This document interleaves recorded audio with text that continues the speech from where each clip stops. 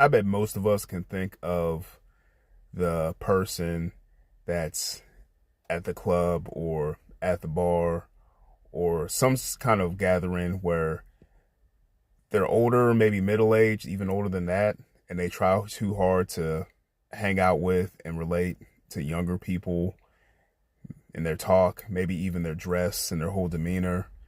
And we generally look at that as pathetic and idiotic.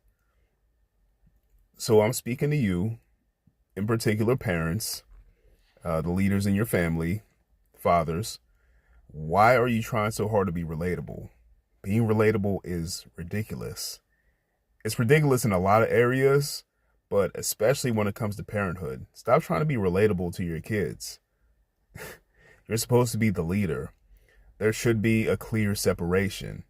Now, that doesn't mean that you can't get along with your kids. That doesn't mean that you can't share fun times and memories and joke with them.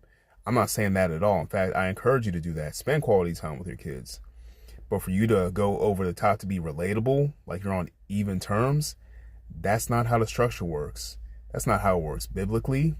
That's not how it should work societally, although society keeps trying to push these kind of ideas. Being relatable is overrated.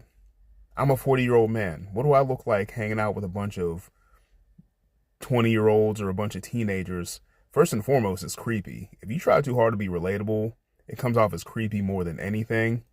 And second, it just doesn't fit. It just doesn't make any sense.